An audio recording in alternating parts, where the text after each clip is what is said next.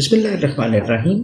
हम कंटिन्यू कर रहे हैं अपनी lecture series on the subject of introduction to business और हम बात कर रहे थे लास्ट 13th चैप्टर के ऊपर जिसमें हमने मार्केटिंग के डिफरेंट कॉन्सेप्ट्स को पहले देखा। लास्ट लेक्चर में हमने बात की थी कि मार्केट से रिलेटेड इंफॉर्मेशन हम कैसे कलेक्ट कर सकते हैं और उसका प्रोसेस क्या होगा।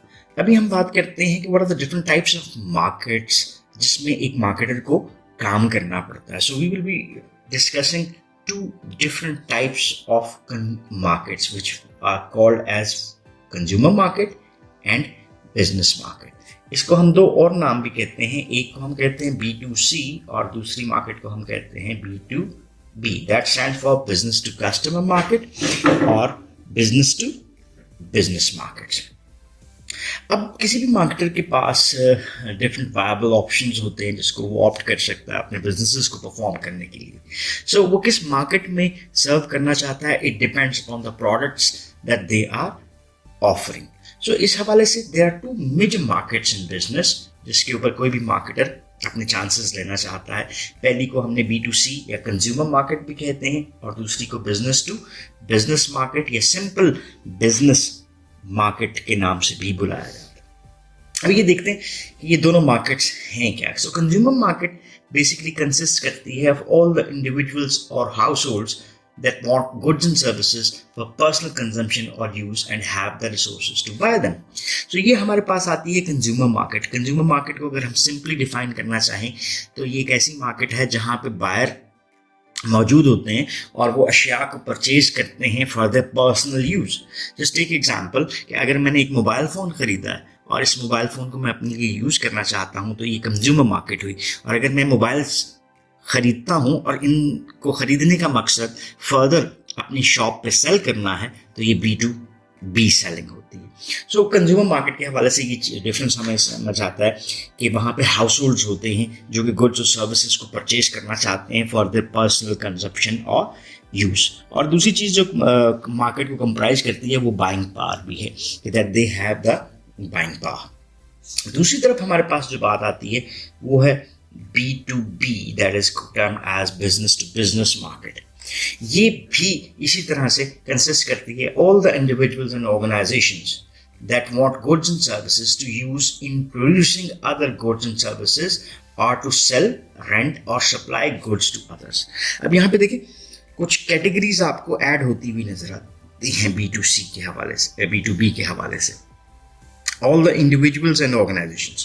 So ये कोई इंडिविजुअल भी हो सकता है या ऑर्गेनाइजेशंस भी होती हैं जो कि गुड्स एंड सर्विसेज को एक्वायर करना चाहती हैं। अब उन गुड्स को एक्वायर करने का पर्पस क्या है? पहली चीज यूज करेंगी प्रोड्यूसिंग अदर गुड्स, जैसे फॉर इंस्टेंस हम कहते हैं रॉ मटेरियल्स को खरीदना। सो ये क्या करती हैं कि रॉ मटेरियल्स को खरीदते हैं और इसको अदर प्रोडक्ट्स की मैन्युफैक्चरिंग में यूज करते हैं, या ये मटेरियल्स को खरीदते हैं टू सेल अदर्स। जैसे मैंने मोबाइल की बात की तो मोबाइल को मैंने टू सेल अदर्स के लिए यूज़ कर दिया। जैसे मैं होलसेलर के पास गया और मैं खुद क्या हूँ रिटेलर, इससे मैंने ख़रीदा और रिटेल पे से हमने कंज्यूमर को दे दिया। या मैंने मोबाइल की टच स्क्रीन खरीदी, मैंने उसके बटन्स खरीदे या उसके कवर्स खरीदे। इसका पर्पस क्या है? इसका पर्पस भी रीसेल करना है या मोबाइल रिपेयर करना हो सकता है। देन हमारे पास आता है कि गाड़ी मैंने अपनी पर्सनल यूज में ली तो ये कंज्यूमर मार्केट का हिस्सा बनी। जब मैंने उस गाड़ी को लिया किसके लिए कि रेंटल पे मैं उसको यूज करूंगा तो ये बिजनेस मार्केट बन गई। और सप्लाई गुड्स टू अदर्स, जैसे आपके पास पेप्सी, कोक, बिस्किट्स। अब क्या है कि यहाँ पर आपको क्या नजर आता है? सप्लायर्स नजर आते हैं। इस सप्लायर का दूसरा नाम भी हम रख लेते हैं, जैसे हमने इसको डिस्ट्रीब्यूटर कह दिया। डिस्ट्रीब्यूटर से होलसेलर के पास गई, होलसेलर से रिटेलर के पास गई और रिटेलर से कंज्यूमर के पास गई। तो ये बिस्किट्स जो हैं वो होलसेलर से कौन खरीद रहा है? रिटेलर खरीद रहा है ताकि वो कंज्यूमर को सेल कर सके। सो ये this is how a market can be divided into two different parts, consumer markets और बिजनेस मार्केट्स। तो ये तो हमारी एक सेग्रीगेशन बन गई। जैसे इसमें अगर हम और एग्जांपल्स की बात करते हैं तो oil drilling bits, cash registers, display cases, office desk, public accounting audits and business softwares are B2B goods and services. अब important thing to remember about this is that the buyer's reasons for buying that is the end use of the product. अगर end use consumer का रहा तो क्या बनी? Consumer market. And user business का रहा तो फिर ये बिजनेस मार्केट बनती है. So whether a market is consisting of the buyers और उसके इंटेंशन टू यूज के ऊपर हम इन दोनों मार्केट्स को डिफरेंशिएट कर सकते हैं. फर्दर अब डिटेल में चलते हैं और डिफरेंट टाइप्स को देखते हैं कंज्यूमर मार्केट्स के हवाले से. जो हमारे पास टोटल पोटेंशियल कंज्यूमर मार्केट्स हैं वो बिलियंस के ऊपर आपको नजर आती हैं. There are billions of buyers और कंज्यूमर्स जो कि किसी भी ग्लोबल मार्केट को क्रिएट कर रहे होते हैं. अब क्या ये ग्रुप्स या जो कंज्यूमर्स हैं वो एक जैसे होते हैं? The answer comes no. They might be different. They might be different in age, they might be different in education, then their income, their taste. So इसका मतलब क्या हुआ कि जो हमारे पास कंज्यूमर्स मार्केट बनती हैं उसमें डिफरेंट कंज्यूमर्स हमारे पास आते हैं जो कि डिफरेंट फैक्टर्स की बेस के ऊपर एक दूसरे से डिफर कर रहे होते हैं. सो क्या एक मार्केटर इन तमाम जो कंज्यूमर्स हैं उनकी ज़रूरियात को सर्व कर सकता है? इसका भी आंसर आपको नो की सूरत में नज़र आता है, because one marketer might not be able to fulfil the needs of the whole of the group. So हमें एज अ मार्केटर ये डिसाइड करना है कि हम किस ग्रुप को सर्व करें और फिर डेवलप करें प्रोडक्ट्स और सर्विसेज जो कि स्पेसिफिकली उन ग्रुप्स की नीड्स को पूरा करते हुए नजर आ रही हैं. इस सारे प्रोसेस को सपोर्ट करने के लिए हमें एक प्रोसेस नजर आता है जिसको हम कहते हैं segmentation. So it's a series of different steps जिसमें हम कहते हैं पहले हम मार्केट को सेगमेंटाइज करते हैं और फिर हम उन सेगमेंट्स में से कुछ सेगमेंट्स को पिक कर लेते हैं और उसको हम क्या कहते हैं? टारगेट मार्केट कहते हैं. So what is this segmentation? इसको अंडरस्टैंड करते हैं. Segmentation is the process of dividing the total market into groups whose numbers have similar characteristic. ये मैं सादा सी एक एग्जांपल क्रिएट करता हूँ. ये हमारे पास टोटल मार्केट है. अब हमने क्या किया? ये हमने इस मार्केट के हिस्से बना दिए, dividing a market into different buyers और या ग्रुप ऑफ बायर्स आप कहना चाहें जो कि एक दूसरे से डिफर करते हैं. मतलब अगर फर्ज करें ये मैं निशान लगा रहा हूँ आपके लिए, इस ग्रुप की नीड्स जो हैं वो इस ग्रुप की नीड्स से फर्क हैं. सो इसी तरह से each group have distinctive characteristics which are different than the other ones. तो ये हमने क्या बना दिए? डिवीजन बना दी, जिसको हमने सेगमेंटेशन कहा. ये सेगमेंटेशन डिफरेंट बेसिस के ऊपर हो सकती है. जैसे हमने इलाकाई तकसीम कर दी, गुजरांवाला की मार्केट, गुजरात की मार्केट, लाहौर की मार्केट, कराची की मार्केट, या ये टीनेजर्स की मार्केट, यंग पर्सनल्स की, ओल्ड पीपल की मार्केट. तो ये डेमोग्राफिक फैक्टर्स भी हो सकते हैं, जियोग्राफिक भी हो सकते हैं, and many more like that as well. अब जो हमारे पास मार्केट सेगमेंट्स नज़र आते हैं, क्या हम सबको सर्व करते हैं? इसका हमने पहले भी जवाब दिया कि नहीं. तो हम उस डिफरेंट सेगमेंट्स में से अपनी जो नीड है, अपनी प्रोडक्ट्स एंड सर्विसेज हैं, अपनी कंपनी के मुताबिक उनको पिक कर लेते हैं और वो जो हमारे पास पिक मार्केट्स नज़र आती हैं उसको हमने क्या कह दिया? Target market. So marketing directed towards these groups like market segments an organization decides it can serve profitability. So basically ये प्रोसेस कुछ इस तरह से नजर आता है कि ये आपकी मार्केट सेगमेंटेशन बनती है. जो सेगमेंटेड मार्केट है उसमें से आप कुछ ग्रुप्स को टारगेट कर लेते हो एंड देन उन टारगेटेड ग्रुप्स में आप अपनी प्रोडक्ट का एक इमेज बनाते हो which is called as positioning your product. सो ये आपको एक प्रोसेस नज़र आता है. सो अभी देखते हैं कि सेगमेंटिंग द कंज्यूमर मार्केट किस तरह से की जा सकती है. देयर आर डिफरेंट वेज, जैसे हमने अभी ज़ुबानी बात भी की. यहाँ पर हमारे पास ये जो आपको टेबल सा बना हुआ नज़र आ रहा है, ये आपको बता रहा है कि one of the main dimensions, जिस तरह इसमें जियोग्राफिक सेगमेंटेशन है, डेमोग्राफिक है, साइकोग्राफिक है और बेनिफिट सेगमेंटेशन, वॉल्यूम सेगमेंटेशन आपको नज़र आ रही है. सो ये इसको हम ये वन बाय वन करके थोड़ा सा डिटेल में देखने की कोशिश करते हैं और अंडरस्टैंड करते हैं इस डायग्राम से. So geographic segmentation, as the name shows, ये सेगमेंटेशन बुनियादी तौर पे किस बेस पे हो सकती है? It might be based upon the region और द सिटी और द कंट्री साइज और उसकी डेंसिटी क्या हो सकती है. सो रीजन जैसे हम बात करते हैं north east, mid west, south west, ये रीजन जैसे हम अपनी बात कर लेते हैं तो गुजरांवाला रीजन, झेलम का रीजन, ठीक है, हम ये प्रोविंशियल बेसिस के ऊपर भी कर सकते हैं, सिटी और कंट्री साइज की बेस के ऊपर भी कर सकते हैं, और डेंसिटी लाइक अर्बन, सब अर्बन और रूरल। सो ये डिपेंड करता है ऑर्गेनाइजेशन उसकी टाइप ऑफ प्रोडक्ट्स के ऊपर कि वो किस किस्म की सेगमेंटेशन के साथ काम करते हैं। देन हमारे पास दूसरी सेगमेंटेशन बेस नजर आती है, वो है डेमोग्राफिक। डेमोग्राफिक इसको कहते हैं, that is defined as study of human population,